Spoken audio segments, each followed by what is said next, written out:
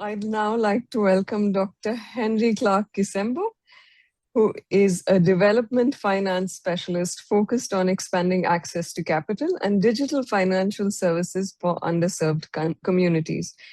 Dr. Henry Clark Kisembo. Yeah, Hi. thank you so much, and a very good afternoon from my location, which is Kampala, Uganda, and I hope you're all fine. So yes, like you've rightly introduced, I'm Dr. Henry Clark Kisembo, a financial economist and also investment analyst and a financial technology developer. Before I go or dive into the topic, which I really want to share from practice and experience, I'll say that I had a group of companies, which is Development Associates Link International, based out of Kampala, Uganda, but operational in that's our logo, which you're seeing. So that's the logo. We are based out of Kampala, Uganda, and operating across the whole of Africa and also the global south. But we extend towards Eastern Europe, mid-Europe, and also the Americas. So that is our logo out there that many have seen. So what does Development Associates Link do exactly? Because we go by the trade name Dali. And what we do in brief, basically, I'll be so brief because I want to talk through the real subject. So what we do is more of a hybrid of services, but also practice. And it can be summarized on one, say, I hope it's visible enough on one slide. Yes, This it is. photograph that now Development Associates Link, which is Dali, has pillars, and these pillars are into research and development, business development services, the financial literacy, digital finance, microinsurance, which we combine together as financial inclusion. Then we have an arm which deals with fundraising, investment, and financial advisory. We mainstreamed mental health and psychosocial support because of the experience we've had over the 2 decades plus that we have been existing. The world evolves and it changes, and with those changes comes a lot of distress to a number of our target partners, including the private sector, micro, small, medium enterprises, government, civil society organizations, and communities. So we realize that no, if we're going to really realize our goals and objectives, we need to mainstream and also handle the mental bit of it and not only look at what do we deliver in business or services. The human capital is more of empowering communities, society, countries, nations, and people such that they can be able to own up whatever we do deliver, and then also they can be able to replicate it elsewhere for scaling, both as human but also as institutions. Now, talking about frontier finance and digital liquidity, in lieu of unlocking capital for the underbanked. For the last 2 decades, I've been at the forefront across nations, looking at this specific area and domain. One, because it is not only a part of what the company I co-founded does, but because it is the pathway towards growth and development, which is not only transformative, but regenerative. What I mean by this is that there is one part we call transformation. But what happened after the transformation has happened is that you need to make it regenerative, that it can be scaled up, it can reproduce. It can reproduce for generations to come, but also both vertically and horizontally. Now, a number of people normally I'm interacting with ask, but what exactly is this frontier finance? And I try as much as possible to simplify it, that frontier finance will be referring to providing capital or financial services to small and growing enterprises, which in different jurisdictions call differently. Some call them micro, small, and medium enterprises. Some will call them small, medium, and middle enterprises. But at the end of the day, we are talking about small and growing businesses within emerging markets to be able to access capital and financial services.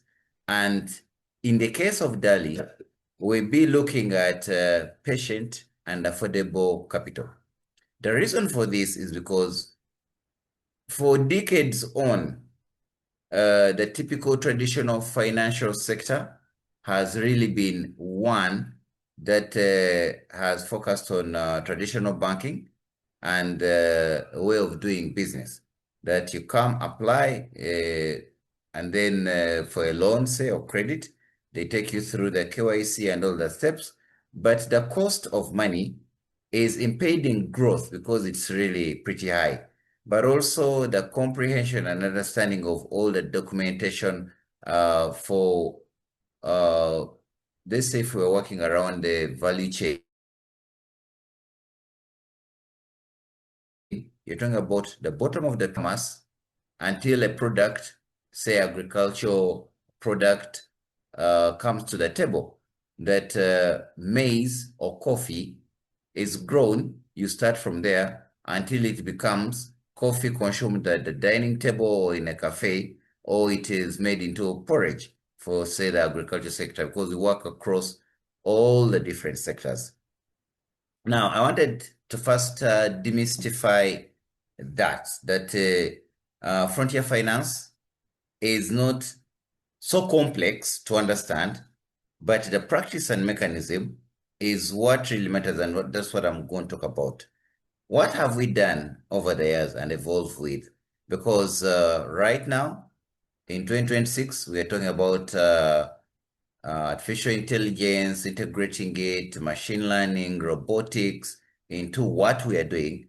But what happened 23, 25 years ago when we were starting out as a very small one-desk company, which has now grown to over 100 countries across the globe? We stay and keep humble with a lot of humility because we know where we started, and that's why we drive a mission towards having intentional and specific customized interventions. So to enhance this frontier finance, we looked at how do we mobilize communities, people, enterprises, and in understanding what their needs are. So based on the needs that we identified, we came up with programs which include, amongst others, for example, business accelerator programs, incubation and innovation centers, enterprise and business development services, which we either cost share or they pay for, and then it may not necessarily be paid in money, but they may pay in the products that they produce. and then we take the products to the marketplace and then get liquidity, which can be fiat, the cash money, or digital assets. I'll look at that in a short bit. Now, we also realize that there is a mismatch between what traditional financial service providers offer and what the real needs of the value chain and ecosystem actually need in order to be stable. And that's how we brought in the whole, we are promoting patient and affordable capital. Then we're going to work with a number of partners, because we work with diversity of investment vehicles, individuals, funds, development finance institutions, investors, equity investors, venture capital. We work with a number of investors, because we also aggregate a number of projects within the global south, and also a number of countries, but specifically all aggregated through the central office here in Kampala, in Uganda. So we also look at how do they raise this patient and affordable capital. I would give, for example, one would ask that, okay, what is this investment readiness services? Investment readiness services is where we say that you have a project, or your company requires investment or financing, and this financing has a cost. So how ready are you or prepared to multiply this money such that you're able to pay back as well as grow? So we look at the feasibility study, for example. We look at the business plan. We work with them through that. We work with them through the financial modeling process, and then also the business modeling. So it's a whole process. But not only do we stop there, because that is now with the enterprises, the small and growing businesses. But we also look at the side of regulation, because without looking at regulation, chances are that we might, and of course it happens a lot, that we move quite faster than the regulators, but we also work with the regulators to keep them informed and abreast with what's happening in the marketplace of the private sector. For example, to inform policy, to inform regulations, advocacy, and also what incentives can drive these small and growing businesses in order to survive. Normally, they say, actually, Uganda stood out at some point, that Uganda in the whole world has the highest number of startups every year, which is celebrated. However, it also has the highest number of startups and companies that don't exist by the second birthday. Now, that becomes two records. One, globally, startups, you're at the top of the globe. Then second birthday does not happen because they've died away, or somehow they've phased out. And we have worked towards stabilizing these entities and companies. Why looking at digital liquidity? Because the trends and patterns we've walked through has not only moved into the whole advent of digital financial services and also electronic transactions, but we look at how do these small and growing enterprises, businesses, and individuals plug into that. So we work within digital economies, and we have a whole team that looks at digital financial services, links it to trade, commerce, and also working with partners, say, fintechs, telecoms, work with financial institutions, including banks, savings and cooperative organizations, any financial service provider. And we also not only work with them to support the technology development, but also inform them what is really happening on the ground. Because unlike traditional financial institutions in the past, where people sit in a boardroom and then come up with products and bring the products to the marketplace, but when you look at the match, when you try to match these, you wonder whether there was a consultative process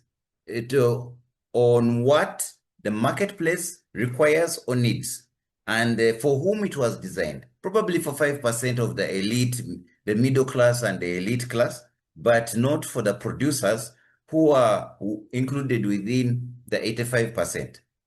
And so when the whole advent of digital liquidity started in 2007, and many of us will know that with M-Pesa in Kenya, I lived in Kenya then, where we were founded actually back in the early 2000s, we saw money moving on the phone. And for us, it was a great breakthrough because we knew that one of the challenges of distance, which inconveniences people and limits access to financial services, including accessing capital, is going to be addressed. We just need to start twitching a bit. So we embraced this mobile money and as a digital medium or digital liquidity. And going forward, over the years, it has evolved into mobile financial services. We've worked with gateway service providers, for example, telecoms, and pleaded with them to open up access program interfaces because for all this digital liquidity to work, there are a number of layers. So as the current, what's happening is that we look at the value chain from where it starts, the producer, to the end consumer, and then we look at how do we mobilize capital which is patient, and how does this capital reach the whole value chain players because they work in an ecosystem. For example, I picked on tourism and agriculture. And agriculture, there is the farmer, there is a transporter, there is a processor, there is a microbank, there is a number of players in there, including packaging companies, post-service handling services. So how do we inject and money gets into these entities from the investors that we have onboarded right to those who need this patient and affordable capital? How do we get it to them? So we utilize the digital technologies and infrastructure, which has really helped a lot because it has grown the portfolio of these small businesses, which a number of them are now medium-sized enterprises, and they have grown beyond where we found them. And then also we are enabling trade and commerce. This trade and commerce, we are handling it in that there are cross-border payments. It's no longer much of a problem or a challenge right now, but also we are looking at the issue of safety and security because we have to safeguard the money that is moving electronically, the liquidity that is moving on digital infrastructures. We have to look at collaboration and cooperation between gateway providers and fintechs, plus the financial entities, including the regulator. So in a nutshell, that is our docket. That is what we have spent years working on. And I personally have been both into structuring of a number of business models, business mechanisms, from the smallest to the largest, including the digital or technological frameworks and the products through Development Associates Link International Dali, who work with banks and all different players, governments, private sector, regional bodies, and probably what I didn't say at the beginning is that I serve as a group global lead and executive chairman of Dali, but at the same time, the global director for the United Africa Chamber of Commerce and Industry that links the different continents in this frontier finance and digital liquidity.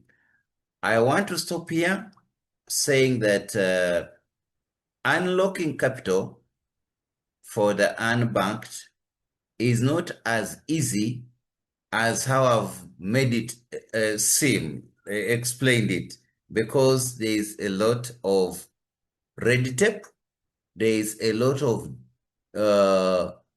mistrust around different players, and we have to manage that to build confidence, to build trust, to build systems, to enhance government cooperation, private sector cooperation, investors, those who need this capital, which I'll always emphasize, patient and affordable. So I want to leave you the African proverb, which I'm very sure that each one has associated with, that I am because you are. You are because I am. So anyone who has heard of Ubuntu will understand that in Africa, that's what we stand for. And if my brother is in trouble, so am I. If I am in trouble, so they are. And that's what keeps us going over the last 2 decades to date. Thank you so much for your patience and your tuning in. Thank you so much for hosting me. Yeah, thank you. Thank you for your valuable speech, Dr. Henry. So it's great to hear about the hybrid services of your giving about 2 decades. So on the financial and capital services in your multiple sectors. And thank you. Thank you. Thank you. Thank And you so much. yeah, Thank you. thank you.